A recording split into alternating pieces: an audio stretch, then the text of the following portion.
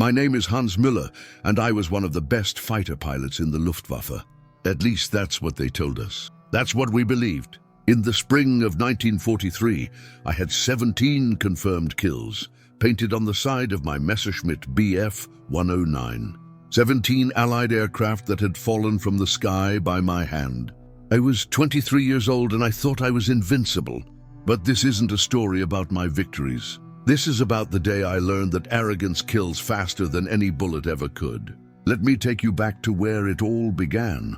Not to the skies over France where everything changed, but to a small airfield outside Munich, where the war still felt distant and victory seemed inevitable. It was early 1943, and the Luftwaffe was still the pride of Germany. We had dominated the skies over Poland, France, and the Soviet Union. Our tactics were superior.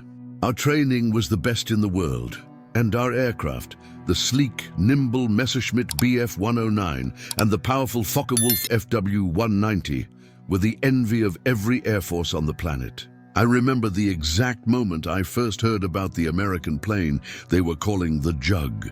We were sitting in the officers' mess, drinking ersatz coffee that tasted like burnt dirt, when Oberleutnant Klaus Fischer threw down a reconnaissance photograph on the table.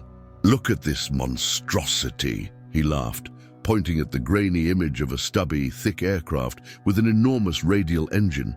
"The Americans have lost their minds." The plane in the photo was the Republic P-47 Thunderbolt. Even in that poor quality image, it looked wrong. It was huge, absurdly large for a single-seat fighter. The fuselage was wide and barrel-shaped, housing that massive Pratt & Whitney R2800 double Wasp engine. Where our Messerschmitts were lean and aggressive, this American plane looked bloated, heavy, almost comical. 7 tons, Fischer said, reading from an intelligence report. Can you imagine? 7 tons trying to dogfight a 109. They might as well send us flying pigs. We all laughed. Why wouldn't we? We had faced Spitfires over Britain, excellent aircraft, nimble and deadly. We had tangled with the Soviet Yaks and Lavochkins, crude but effective in the right hands. But this American beast, it looked like a flying bathtub with wings. 8 machine guns, though, I noted, studying the photograph more carefully. All 50 caliber. That's serious firepower. Fischer waved dismissively. What good is firepower when you can't catch your target? That thing will handle like a freight train. Our 109s will dance circles around them. I nodded, but something about the photograph bothered me. The Americans weren't stupid. They had money, resources, and some of the best engineers in the world. Why would they build something so heavy unless they had a reason? But I pushed the thought aside. I was young, successful, and surrounded by the best pilots in the world. What did I have to worry about? My closest friend in the squadron was Ludwig Hartmann. We had trained together, flown our first missions together, and saved each other's lives more times than either of us could count. Ludwig was everything I wasn't, cautious where I was aggressive, thoughtful where I was impulsive. He was the older brother I never had. "You think too much about glory, Hans," he told me one evening as we walked the perimeter of the airfield. The sun was setting over the Bavarian countryside, painting the sky in shades of orange and purple. It was beautiful, the kind of beauty that made you forget for just a moment that the world was tearing itself apart. "Someone has to keep score," I replied with a grin. 17 kills, Ludwig. I'm on my way to becoming an ace of aces. And what does that get you? A medal? A mention in the newspapers? He shook his head. I've been flying longer than you, Hans. I've seen too many aces go down in flames, thinking they were untouchable. You're too pessimistic, my friend. No, he said quietly. I'm realistic. This war isn't going to end the way Berlin tells us it will. The Americans are coming, and they have more of everything. More planes, more pilots, more fuel, more ammunition. Eventually, numbers win. I didn't want to hear it. None of us did. We had been raised on stories of German superiority, of the invincibility of our cause. Doubt was dangerous, almost treasonous. The Americans can send 1,000 planes, I said firmly. It won't matter if they can't fly them properly. Quality beats quantity every time. Ludwig just looked at me with those sad, knowing eyes. I hope you're right, Hans. For all our sakes, I hope you're right. By mid-1943, the war was changing in ways we couldn't ignore. The bombing raids were getting worse. The Americans flew during the day with their massive B-17 and B-24 bombers, while the British came at night. Our cities were being systematically destroyed, and the Luftwaffe was bleeding pilots trying to stop the onslaught. I was assigned to JG-26, one of the elite fighter wings, tasked with defending the Reich from bomber attacks. It was glorious work, they told us. We were protecting the fatherland. Every bomber we shot down saved German lives on the ground. The reality was far less glorious. The American bomber formations were massive, sometimes hundreds of aircraft at a time, flying in tight defensive boxes that bristled with 50 caliber machine guns. Attacking them was like flying into a wall of lead. We lost pilots every single day, but we were still winning, or at least that's what we told ourselves. For every pilot we lost, we shot down 3 or 4 bombers. The mathematics seemed to be in our favor. Then the escorts arrived. First came the P-38 Lightnings, twin-engine fighters with good range but limited maneuverability. We could handle them. Then the P-51 Mustangs started showing up, sleek, fast, deadly. They were harder to deal with, but still manageable if you were good and lucky. And then we started seeing the P-47s. I'll never forget my first actual encounter with the Thunderbolt. It was a clear morning in late July 1943, over the French countryside near Amiens. We had scrambled to intercept a formation of B-17s heading toward targets in the Ruhr Valley. We climbed hard, pushing our 1-9s to gain altitude advantage. The bombers were at 25,000 feet, and we wanted to be above them for our attack run. At that altitude, the air was thin and cold, and ice crystals formed on the inside of the canopy. Achtung! Fighters at 2 o'clock high. The radio crackled with the warning. I craned my neck to look. There they were, a flight of 4 P-47s flying top cover for the bombers. Even from a distance, they looked wrong. Too big, too bulky. They lacked the elegant lines of a proper fighter. Those fat Americans, Fisher's voice came over the radio, dripping with contempt. Let's show them what a real fighter can do. We broke formation and climbed toward them. This was basic fighter tactics. Get above your enemy, dive with speed, attack and escape before they can react. The P-47s were in a perfect position for us to hit them. What happened next defied everything I thought I knew about air combat. As we dove toward them, expecting them to scatter or try to turn away, the P-47s did something completely unexpected. They rolled over and dove too, matching our dive speed and then exceeding it. Impossible. Fisher shouted over the radio. Nothing that heavy should dive that fast. But they did. The P-47s dove away from us like falling anvils, building speed that our lighter, more nimble fighters couldn't match. By the time we pulled out of our dives, they were gone, simply disappeared into the haze below. Must have been rookies, Fisher said later back at the airfield. Running scared the moment they saw us. But I wasn't so sure. I'd seen the way those planes moved. There was nothing scared about that maneuver. It was calculated, precise, professional. They had used their aircraft's strengths against our assumptions. Ludwig pulled me aside after the debriefing. Did you see how fast they dove? I saw. That plane is heavier than ours by at least 2 tons, Hans. It shouldn't be able to dive like that. It shouldn't be able to do half the things we just saw it do. So what are you saying? I'm saying maybe we've been underestimating them. Maybe that weight isn't a weakness. Maybe it's something else. August 1943 marked the beginning of what I now recognize as the end of our dominance. The American bomber offensive intensified, and with it came more and more escort fighters. The P-47s appeared in greater numbers, and with each encounter, we learned that our initial assessments had been catastrophically wrong. The Thunderbolt wasn't trying to be a nimble dogfighter like our 109s or the Fu-190s. It was something entirely different, a brutish, powerful machine designed with a completely different philosophy.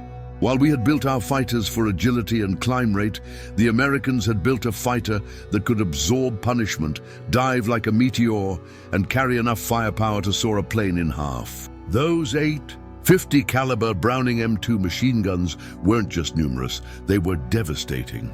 Each gun fired 750, 850 rounds per minute. Together, they could put out over 6,000 rounds per minute. When a P-47 opened fire, it was like being hit by a steel avalanche.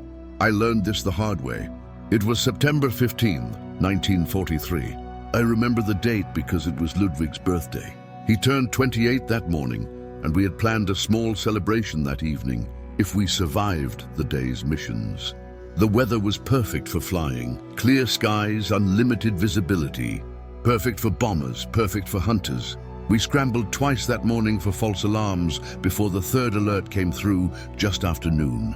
Major attack inbound, the operations officer told us. At least 300 bombers, maybe more. All available aircraft to intercept. We suited up and ran to our planes. My Messerschmitt sat on the flight line, freshly fueled and armed. The ground crew had painted a small birthday cake on Ludwig's plane as a joke. He laughed when he saw it, but I could see the tension in his eyes. We all felt it. Every mission could be your last. We took off in flights of 4, climbing hard toward the reported bomber stream. The sky was full of German fighters, 109s, 190s, even some of the twin-engine destroyers climbing to attack altitude. It should have been reassuring to see so many friendly aircraft, but instead, it drove home how desperate the situation had become. We needed every plane we had just to contest the sky over our own country. At 26,000 feet, we spotted them, a massive formation of B-17 flying fortresses, their contrails painting white lines across the blue canvas of the sky. There had to be at least 200 bombers, maybe more, flying in tight combat boxes designed for mutual protection. "There," Fisher called out. "Escort fighters high and to the right." I looked and felt my stomach tighten. P-47s, at least 30 of them, maybe more, flying high cover above the bombers. They had the altitude advantage, which meant they controlled the terms of engagement.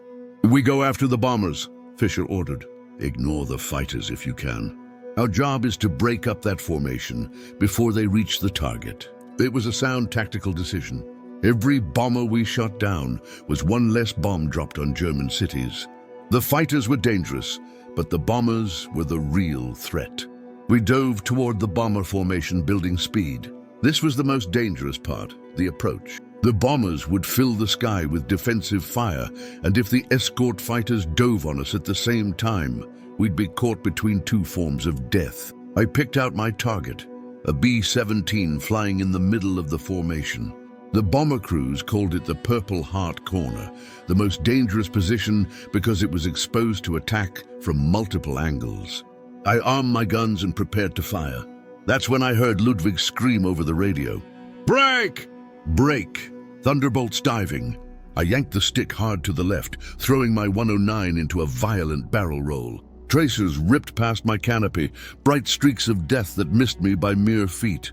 A P-47 flashed past, its huge bulk somehow moving with terrifying speed. The radio dissolved into chaos. Voices screaming warnings, calling out positions, crying for help. The careful discipline of our formation shattered in seconds as the Americans tore into us. I pulled hard, trying to get my nose around to face the threat, but the P-47 was already gone, diving away with incredible speed, building separation before I could even think about pursuing. "Hansen is down!" I saw him eject. "Two more on my tail. I can't shake them. Pull up, pull up, pull." The last transmission ended in a burst of static. I found myself alone in a piece of empty sky, heart hammering, hands shaking on the stick. Below me, the bomber formation continued on, unscathed and unstoppable. Around me, contrails and smoke trails marked where the battle had been just seconds before. "Ludwig," I called out. "Ludwig, do you read me?" Silence. "Ludwig, respond!" Nothing. I scanned the sky desperately, looking for his aircraft, but saw only enemy planes and the burning wrecks of German fighters spiraling down toward the French countryside below. I landed back at base with my fuel gauge reading almost empty and my ammunition completely expended. I had fired at shadows, at fleeting targets that disappeared before I could confirm hits. My hands wouldn't stop shaking as I climbed out of the cockpit. The ground crew rushed to my plane, checking for damage. There were a few bullet holes in the tail section. I hadn't even realized I'd been hit. The crew chief, an older man named Schmidt who had been working on aircraft since before I was born, ran his hand over the holes and shook his head. "You're lucky, Lieutenant. A few inches to the left and they would have hit your rudder control." Lucky. I didn't feel lucky. I walked across the tarmac, counting the planes that had returned. We had scrambled with 23 aircraft. I counted 16 on the ground, 7 missing. 7 pilots who had been alive and joking and human just 2 hours ago. And then I saw Ludwig's plane taxi in, trailing smoke from the engine cowling. Relief flooded through me so intensely I almost collapsed. He was alive. Thank God he was alive. But when he climbed out of the cockpit, I barely recognized him. His face was white as chalk, and his flight suit was stained with something dark. He stumbled as his feet hit the ground, and 2 mechanics had to catch him before he fell. "Ludwig," I ran to him. "Are you hit? Where are you wounded?" He looked at me with hollow eyes. "Not my blood," he said quietly. "Fisher's." My world stopped. "What?" We were flying. A P-47 came out of the sun. I didn't see it until it was too late. It opened fire on Fisher's plane. Ludwig's voice was flat, emotionless, the voice of someone in shock. I saw the tracers hit him, saw his canopy shatter, saw the 50 caliber rounds tear through the cockpit. He grabbed my arm, his fingers digging in hard enough to hurt. "Hans, I saw what those guns do. I saw Fisher's plane come apart. The engine cowling ripped away. The wings folded. And through it all, that American just kept firing even when there was nothing left but debris falling from the sky." The medical orderly arrived and led Ludwig away toward the infirmary.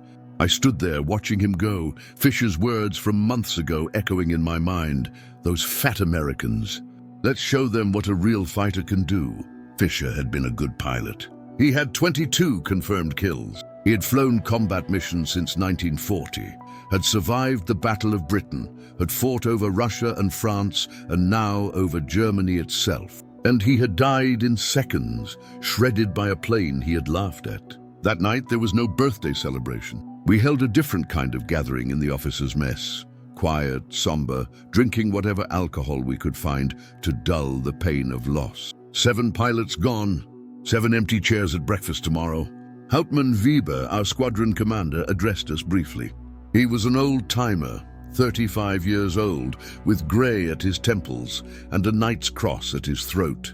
He had flown in Spain with the Condor Legion, had more combat experience than the rest of us combined. "Gentlemen," he said, his voice heavy with exhaustion, "today we learned a hard lesson. The Americans are no longer the inexperienced amateurs we faced 6 months ago.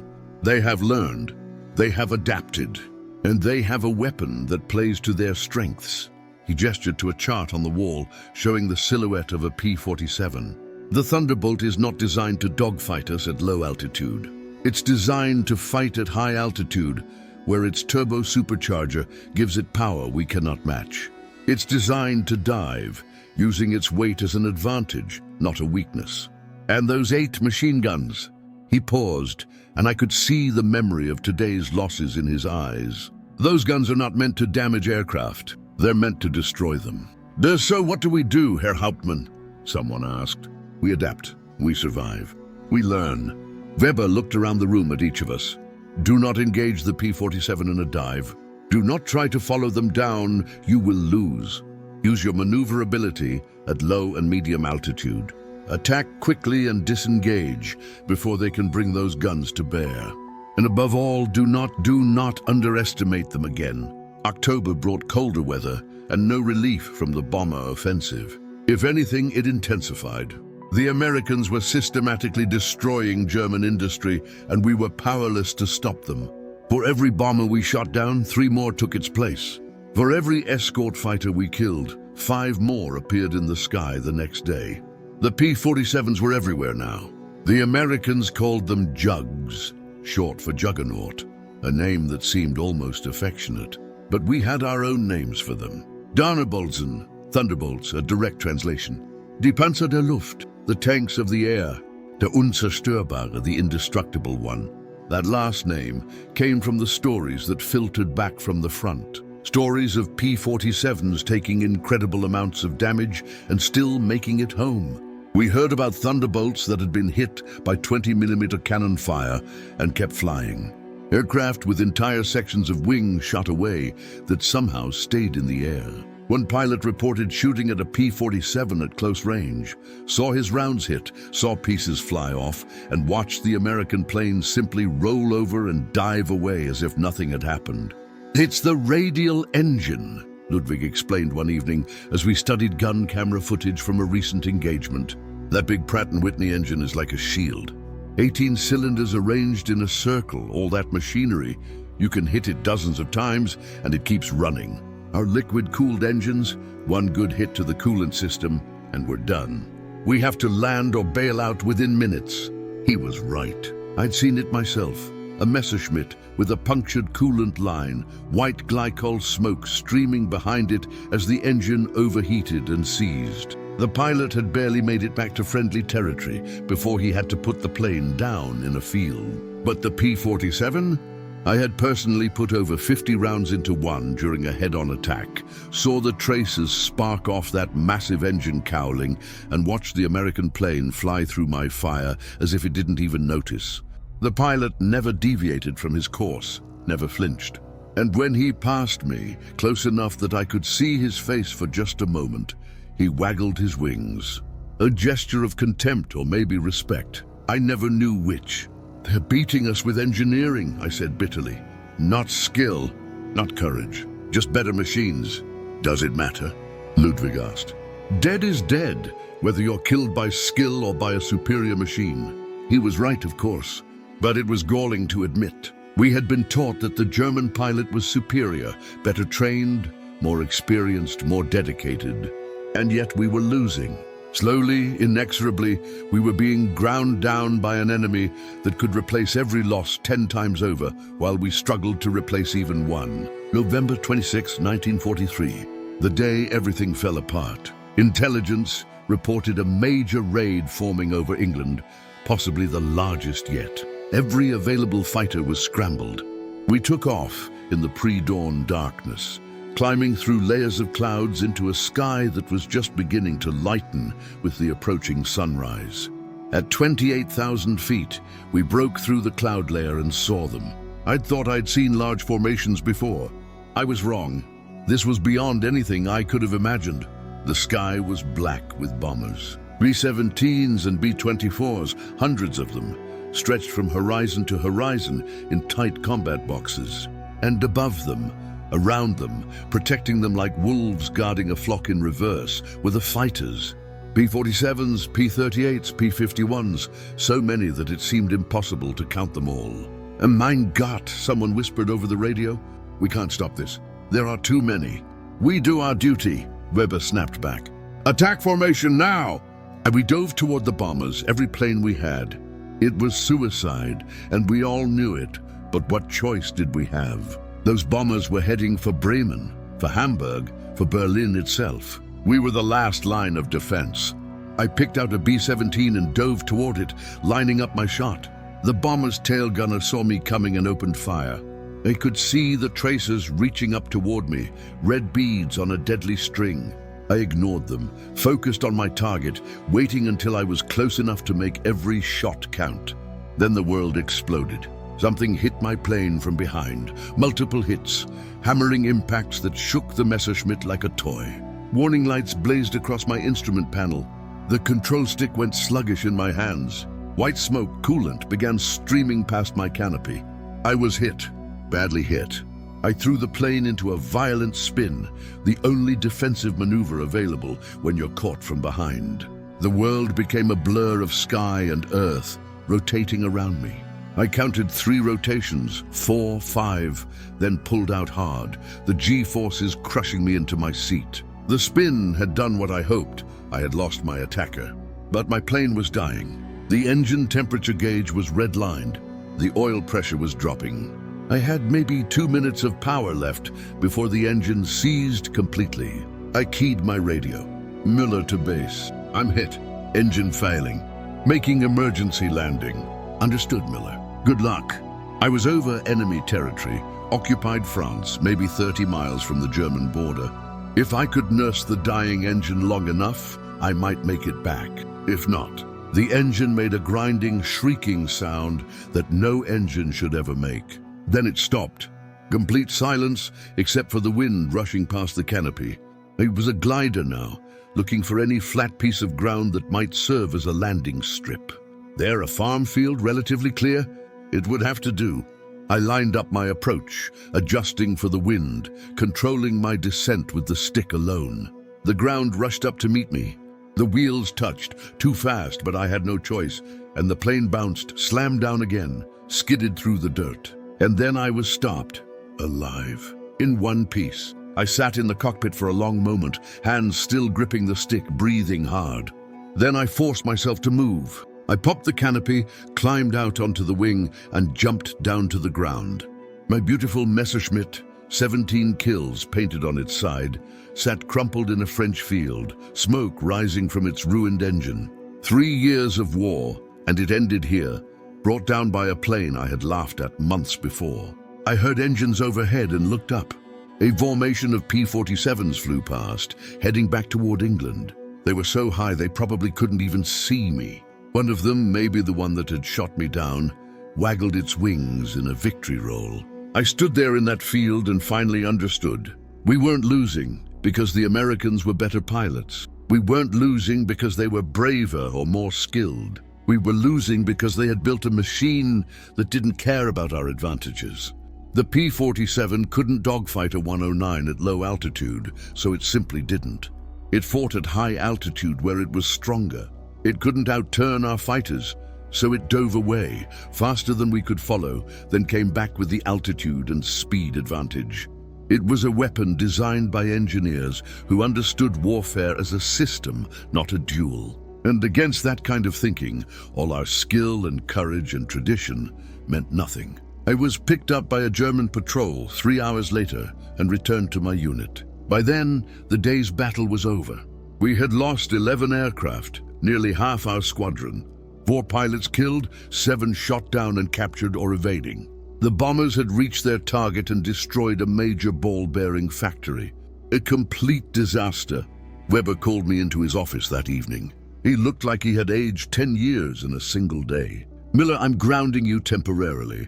You need a new aircraft, and frankly, we need experienced pilots more than we need heroes. He poured 2 glasses of schnapps and pushed one across the desk to me. You're being transferred to training command for 2 weeks. Share what you've learned with the new pilots.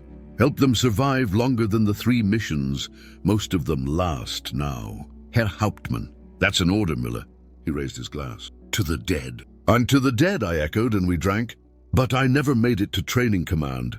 3 days later, on November 29th, 1943, everything came to a head in a way I never could have predicted. The morning of November 29th dawned cold and clear. Perfect flying weather, which meant perfect bombing weather. I wasn't supposed to fly that day. I was waiting for my transfer orders, helping with maintenance and paperwork, trying not to think about Fisher and the others we had lost. Then the alert came through. Every available aircraft. Maximum effort. The Americans were sending everything they had against targets in central Germany, and the Luftwaffe was responding with every plane that could still fly. I need every pilot, Weber told me. I don't care about transfer orders. Can you fly? Could I fly? It was the only thing I knew how to do anymore. Give me a plane, Herr Hauptmann. And they assigned me a new Messerschmitt, fresh from the factory, unpainted, no kill markings on the fuselage. It felt wrong, like wearing someone else's uniform. But the engine was strong, the guns were loaded, and that would have to be enough. Ludwig met me on the flight line. He had been flying constantly, taking double and triple missions while I was grounded. He looked exhausted, with dark circles under his eyes and a tremor in his hands that wouldn't stop. You shouldn't be flying, I told him. You need rest. We all need rest, he replied with the ghost of a smile. We'll rest when we're dead. Until then, we fly. We took off as the sun cleared the horizon, climbing into a sky that was already filling with contrails. The radio chatter was constant, position reports, sightings, warnings. The air battle was already underway, and we were late to the party. We reached 25,000 feet and spotted the bomber stream immediately. Another massive formation, at least 200 heavy bombers heading toward Frankfurt. And the escorts, God, the escorts. There had to be 100 fighters or more. A solid umbrella of P-47s and P-51s protecting the bombers. "This is insane," Ludwig muttered over the radio. "We can't stop this. We have to try," Weber replied. "Attack formation. Go for the bombers." We dove toward the formation, and immediately the escort fighters reacted. A group of P-47s rolled over and came down after us, those huge radial engines screaming as they built up speed. Here's what I had learned in my months of fighting the Thunderbolt. You had one chance. One attack run before they were on you. Make it count or die trying. I lined up on a B-17 at the edge of the formation and fired a long burst that walked across the bomber's wing and fuselage. I saw hits, saw pieces fly off, but the bomber kept flying. They were so damn tough, these American bombers. You could hit them again and again, and they just absorbed the punishment. Then I was past the formation, diving away, trying to build speed before the escorts could catch me. I looked back and saw Ludwig making his attack run, his guns sparking as he fired at another bomber. That's when I saw the P-47. It came out of nowhere, a diving attack from above and behind Ludwig, the perfect killing position. I saw the Americans' guns light up, saw the tracers converge on Ludwig's plane. "Ludwig, break right!" But it was too late. The 50 caliber rounds hit Ludwig's Messerschmitt dead center. The canopy shattered. The engine cowling disintegrated. The left wing folded up like paper. His plane snap-rolled to the left and went into a flat spin, pieces flying off as it fell. I screamed his name, but there was no response. Just the terrible sight of his aircraft tumbling down toward the earth 10,000 feet below. Something inside me broke. I pulled back hard on the stick, bleeding off speed, letting the P-47 that had killed Ludwig pass in front of me. The American pilot must have thought I was running. He didn't see me as a threat. He was already looking for his next target. He had made a mistake. His last mistake. I pointed my nose at him and fired. The range was long, too long for a good shot, but I didn't care. My tracers reached out and found him, sparking off that massive engine. The P-47 shuddered but kept flying. Of course it did. Nothing killed these monsters. But now I had his attention. The American pilot saw me and reversed his turn, coming around to face me. This was it. A one-on-one fight between the two philosophies of air warfare. German agility versus American power. We came at each other head-on, both of us firing. I could see his 8 machine guns blazing, could see the tracers coming toward me like a stream of fire. I kept my finger on the trigger, kept my plane steady, refused to flinch even as his rounds hammered into my aircraft. Hits all over. My windscreen starred and cracked. Something in the engine bay exploded. The stick went mushy. But I kept firing, kept my nose pointed at that growing silhouette of the Thunderbolt. We flashed past each other with maybe 10 feet of separation. I felt the turbulence from his prop wash throw my plane sideways. Then we were past, both of us turning hard, trying to get position for another pass. But my plane was dying. I could see flames now, orange tongues licking back from the engine. The oil pressure gauge read 0. The engine was making that grinding, shrieking sound again, the sound of metal tearing itself apart. I had seconds left. Maybe. The P-47 was coming around for another pass. He had me. He knew it. I knew it. This was where I was going to die, in the sky over France, shot down by a plane I had once laughed at. But if I was going to die, I was taking this bastard with me. I didn't try to run. I didn't try to evade. Instead, I turned toward him, giving him a perfect target, letting him think he had an easy kill. He took the bait, straightening out his turn to line up his shot. That's when I saw it, a chance. A single desperate chance. The American pilot had made the same mistake Ludwig had made, the same mistake we all made at some point. He had forgotten to check his 6 o'clock. And diving down behind him, perfectly positioned, was another German fighter, one of Weber's flight, coming in for an attack run on the bombers. I keyed my radio. Hartwig. Hartwig, there's a P-47 at your 11 o'clock heading straight for me. Take the shot. I see him. The German fighter opened fire. I saw the tracers reach out and converge on the P-47. The American pilot saw them too, saw death coming from an unexpected angle. He broke off his attack on me and threw his plane into a violent evasive roll. But it wasn't enough. Hartwig's rounds walked across the P-47's fuselage, hit the cockpit area. The Thunderbolt shuddered, rolled inverted, and went into a dive. I wanted to watch him fall, wanted to see confirmation that the man who had killed Ludwig was dead. But my plane was on fire now, flames streaming back along the fuselage, and I had maybe 5 seconds before the fuel tanks exploded. I popped the canopy. The wind blast almost tore my head off, reached down and pulled the seat harness release. Then I stood up in the cockpit, fighting against the wind, and threw myself out into space. The parachute deployed with a violent jerk that nearly knocked me unconscious. I hung there in the harness, swinging gently, watching my plane auger into the ground in a pillar of black smoke. Above me, the battle continued. Tiny silver aircraft against the blue sky, contrails and smoke trails, marking victories and deaths. I looked for the P-47 but couldn't see it. Had it crashed? Had the pilot recovered and escaped? I would never know. What I did know, as I drifted down toward the French countryside, was that Ludwig was dead. Fischer was dead. Half my squadron was dead. And the bombers, those endless formations of bombers, continued on toward their targets, unstoppable as the tide. We had lost. Not this battle. Battles were won and lost every day. We had lost the war. It was just taking time for everyone to realize it.